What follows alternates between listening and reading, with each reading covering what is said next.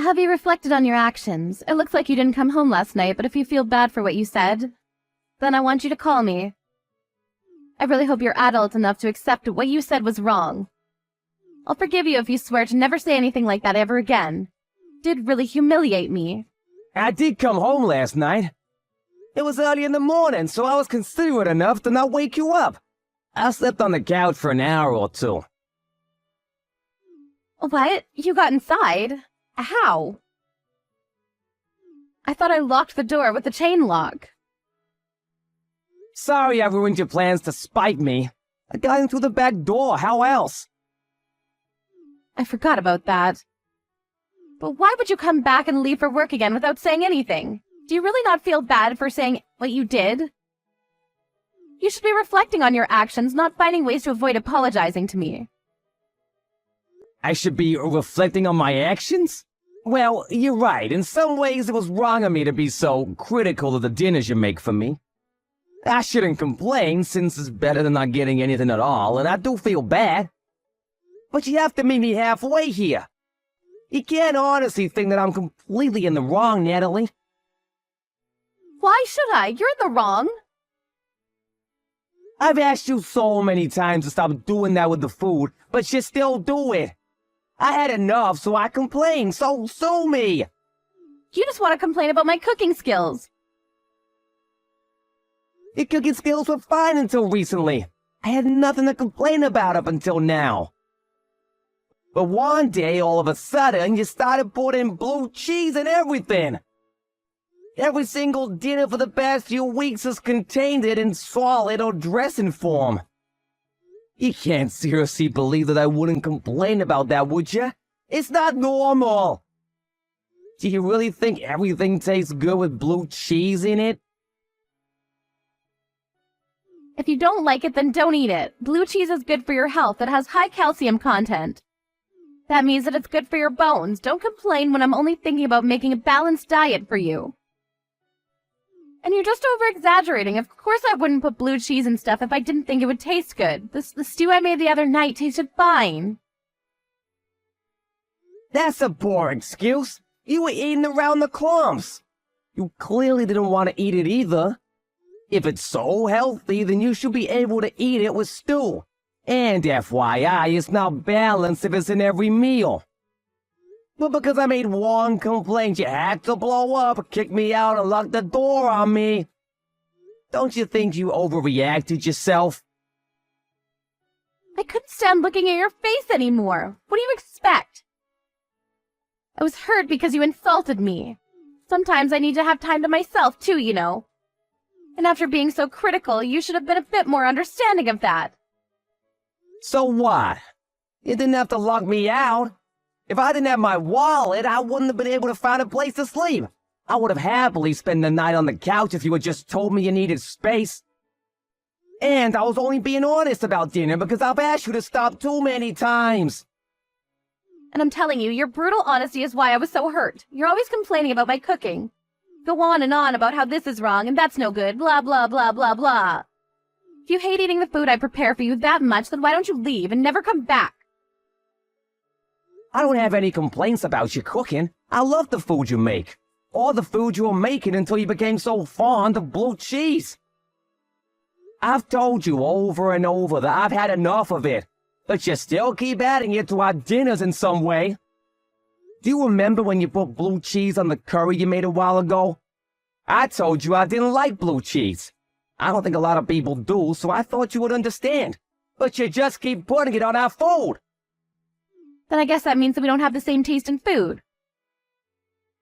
Fine. You don't have to eat anything I make anymore. I won't force you to like what I like. Make your own dinner. Why do you have to be like that? Is it so hard to not add blue cheese to the meals you make? It's not like you really like it either. What did I do to deserve this? Did I piss you off? I don't understand why you keep on doing it. So I can only assume that you're doing it on purpose, and I thought you were being cute at first, but it's happened so much it's not funny anymore.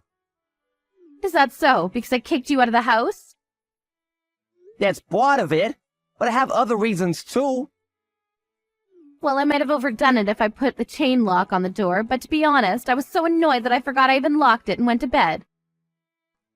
It's your fault that I couldn't even enjoy my evening bath. I only just realized that I hadn't unlocked it when you said you slept on the couch. But you're an adult. It's not like you'd die if you spent one night on the streets, right? And you had your wallet, so you were able to spend the night somewhere. Isn't that good enough? If you complain about my cooking one more time, you'll have an even bigger problem to think about. Do you understand? I think you're the one that has a bigger problem to think about right now. You left your phone in the living room last night. Really? So what if I did? Yeah, you did. And I saw all the notifications you had from some guy. I think his name was Thomas Reed. What's that all about? What? Did you look at my phone? I can't believe you. You invaded my privacy. Your phone kept on going off. What was I supposed to do? And it's not my fault you made messages visible on your push notifications. Why was he saying that it was a shame that he didn't get to see you yesterday? Who is this guy? Are you seeing him? Are you cheating on me? Why does it matter who he is? It's none of your business. Don't give me that crap. It affects me, and you're my wife, so of course it's my business. Tell me the truth. You're serving me blue cheese for every meal. You locked me out of my own house. And you're cheating on me? But I'm the bad guy for asking you not to put blue cheese on my food? I suspected that you were having an affair, but I thought I was being paranoid and decided not to do anything. I wanted to trust you, but now I know about him. I can only think that you were giving me blue cheese because you wanted to annoy me. Did you think that I would divorce you and that you'd be able to live happily ever after with your lover? Shut up. He's an important person to me. Don't talk about him like that. What? Are you being serious? When we got married, I thought that I was that important person. But I guess wedding vows mean nothing to you. Yeah, he's important to me. In comparison, you mean nothing. Since when have you been dating? How long have you been cheating on me? Since way before. He's my childhood friend. He knows me more than you do, and he's a lot more fun to spend time with. All you do is complain about my food, and I can't be with you anymore. He understands me, and I understand him. We were meant to be together, but you got in the way of that. Oh, really? It sounds like you've been cheating on me for a long time. It's already been 3 years since we got married, and in the beginning you were making dinners like a normal human being. So I suppose this really is the reason why you won't stop giving me blue cheese. Are you trying to say that I'm not a normal human being anymore? How rude can you get? You used to be really good at cooking. I was really grateful that I would come home from work with you and a great meal waiting for me. Before I knew it, you were adding such weird stuff to our food, and I had no idea why. I wondered if you were experimenting, but now I know that it was just because you were purposefully trying to pick a fight. No, that wasn't my intention, but if it bothers you that much, you're free to leave. I'm not going to stop you. I don't plan on changing the way I cook either. I'm going to make what I like. If you want to live together, you'll just have to bear it. You're my husband. That's what you're supposed to do. If you can't do that, then there's no point being together. See? You're obviously trying to get rid of me. I've never heard of a husband that has to endure the torture of eating blue cheese at every meal to be with his wife. And by the way, if I'm leaving, then you'll have to leave as well. What are you talking about? This house is in my name. It belongs to me. I don't have to go anywhere. Why should I leave the house I've lived in ever since I was single? The only reason you have a roof over your head is because I let you live with me when we got married. Yeah, that may be true, but I'm the only one that's been paying the rent since we got married. If you want me out, I'll happily leave. But will you be able to pay it by yourself? I think you'll have to find a job pronto, if you want to keep living here. You're the one that said you didn't want to work after getting married, so you've only got yourself to blame for your lack of funds. I'll be fine. I'm going to ask for permanent alimony. What? You're kidding? You don't actually think that the court will let you take anything from me, do you? We're going to divorce because you're complaining about my cooking, so of course I'll get something. I won't be able to get a job straight away. And I don't plan on remarrying just yet. Do you seriously think that you deserve financial support from the man you've been cheating on? And you're the one that's been telling me to leave. So, from the court's point of view, you'll be the one that owes me money. I'm shocked that you think that you have the right to ask anything of me after everything you've done. My relationship with Thomas doesn't have anything to do with you, so of course it won't have anything to do with our divorce. Even if it did, you don't have any proof that I've been cheating on you, so there's no way for you to argue that it's caused our marriage to break down. There's nothing you can do, so you might as well just give in and pay up. Now that that's decided, can you hurry up and come back for your things before I throw it all out? I want you to be out as soon as possible. I'm surprised you wanted a divorce that much. What, are you going to beg me for forgiveness now? No, I really did love you, and wanted us to be together for the rest of our lives. But I guess that was just me. I'm just trying to accept the reality that you would cheat on me. Did you really want me to leave that much? So much that you pushed me away with blue cheese? That's what I've been trying to say. He's important to me. You're not, Calvin. That's why I don't want to be with you anymore. It's a shame if you can't understand it, but either way you'll have to accept it and leave. When we first got married and were still in our honeymoon phase, I thought that maybe you were the most important person to me. But after all of your complaining, I've had enough. Fine. I suppose there's no point arguing that I was only complaining because you started bringing out strange combinations for dinner. Are you sure you want this? For us to split up? Of course I'm sure. You can't understand what I have with Tom, then there's no point in us being together. I don't want to be stuck in a marriage with you. Fine, I'll give you a divorce. Are you happy with that? Not quite. We'll still have to talk about money. I'll settle for everything you have saved. I know you don't have a lot, but it'll have to do. I don't want to be in debt after all. Now that would make me feel bad. You should be grateful that I'm so forgiving. But even with your minute savings, I should be able to live without any worries for a while. I think that's the best way we can settle this. I'm not paying you anything. But I'm gonna talk to a lawyer and see what I can demand from you. I'm not leaving this marriage with nothing. And how do you plan on doing that? You don't have any evidence to prove I've been cheating, so the court will just agree that I need financial support more than you do. Have you been listening to me at all? I have been listening. And I've been talking with your beloved Thomas, too. What? How did you contact him? I asked your parents if they remembered anybody called Thomas Reed from your childhood. And luckily enough, they did. They gave me his phone number. You spoke to my parents. Why would you do that? It looks like you weren't lying when you said he was a childhood friend who lived in the neighborhood. Apparently he still lives close by. And when I told your mother that you were still in contact, she was really surprised. She was under the impression that you had already stopped talking to him way before we had gotten married. She seems curious as to why I wanted Thomas's phone number, but I think she guessed without me telling her anything. What did you say to her? How do you know that she guessed that I'm going out with Tom? Did she say anything back to you?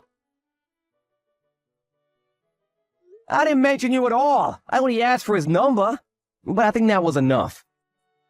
Well, I'll have to tell your parents anyway when I let them know that we're getting a divorce. It doesn't matter whether she already knows or not. Don't do that. You can't do that to me. They can't know. Why not? It's the truth. What do you mean, why not? They're my parents. They don't have to know about Tom. If you tell them, you'll just be hurting them. You're the one that's hurting them. You're the one with the affair. What's the real reason why you don't want to tell them? They're gonna want to know why we're getting divorced. Are you planning on lying to them as well? Yeah, I'll tell them, but not like this. Give me some time, I'll tell them. You just don't want to tell them because Thomas lives next door to your parents, with his wife and elderly parents. My mom told you all that? I'm amazed that you could do such a thing. You're having an affair with a man that has a family. And you don't even feel ashamed of it? Instead, you're trying to divert all blame from yourself and onto me. But you don't have any evidence. Why should I feel bad when there's no way for you to tell them? They'll just pass it off as you being spiteful. Thomas was panicking a lot when I told him who I was. He sensed why I was calling him and promised that he would give me anything I wanted as long as I didn't tell his wife. He offered to give me photos, even screenshots of your messages without me asking him. You're lying. You're just saying that so that he'll give up. Tom would never betray me like that. I don't believe you. It looks like you were the only one that thought your affair meant something. The most important thing to Thomas was that his wife didn't find out he was cheating. Apparently, she's pregnant and having a tough time dealing with it. So he doesn't want to stress her out right now. He seems really desperate that she doesn't find out. But he told me that he loves me more than he loves his wife. He's supposed to not care about his wife at all. He's just saying all of that because he's working in the company his wife's parents own. I know that he loves me. He just can't say anything because he might lose his job. He'll protect me when he has to. Are you sure about that? It didn't take him long to decide what his priorities were. He sold you out the second he found out what I wanted with him. Thanks to that, I have photographs showing the both of you together, and I'll be able to use them to file for a full divorce. He coughed up evidence without a problem, so I plan to keep my promise of not telling his wife. But I don't know what will happen if I tell your mother. She might go next door and tell Thomas's wife and parents what's happening between the two of you. You can't let that happen. Nothing good will come of that. You'll destroy a family. Please don't do that. Tom will hate me if that happens. He won't ever want to be with me ever again. I'll lose him.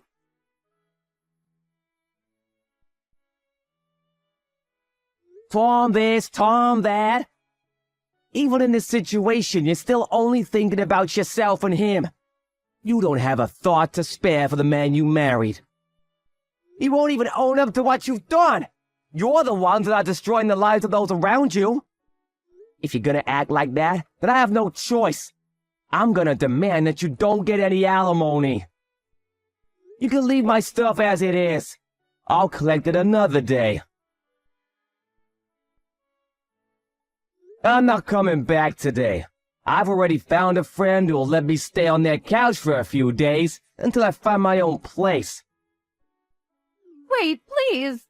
I'll do whatever you ask. I won't put weird stuff in your meals anymore. I won't do anything to provoke you anymore. Let's work on our marriage, so please don't do anything that will ruin Tom's relationship with his wife. I just don't want him to hate me. We're already way past that point. You cheated on me. Do you really think that it'll be that easy to work on our marriage when you won't accept that you're at fault here? It's done. I've already spoken to your mother. Now, all I have to do is talk to my lawyer about preventing you from taking any more of my money. Our marriage is over, and you won't be able to leech off of me anymore. And your lover probably won't want to meet you ever again. But look on the bright side. At least you won't have to put in so much effort into thinking about how to annoy me with food. After hearing about the divorce and the reason that led to it from Calvin, Natalie's mother headed straight to the Reed's house next door to speak with Thomas and his wife. Just as expected. Calvin didn't talk to Thomas's wife directly, but she ended up finding out about everything anyway. Natalie tried looking for Calvin in the hope that she could make amends, but it looked like he had already moved on from his friend's couch and found a new apartment. There was no way for her to contact him, but she received divorce papers from his lawyer, who warned her that Calvin was rejecting all pleas from her for them to get back together. Natalie was finding it hard to get a job and couldn't pay the rent for her own apartment. She reached out to Thomas for his help, but he blamed her for his wife finding out about his affair and had blocked her on all social media. She couldn't go to her parents for help either, since they were still in shock about what she had done. and because they lived right next door to Thomas. Natalie was alone and had no one to support her in her job search. She was soon feeling pressure from her landlord to pay off the rent and bills and had no choice but to borrow money. It was going to take years before she could get her life back on track.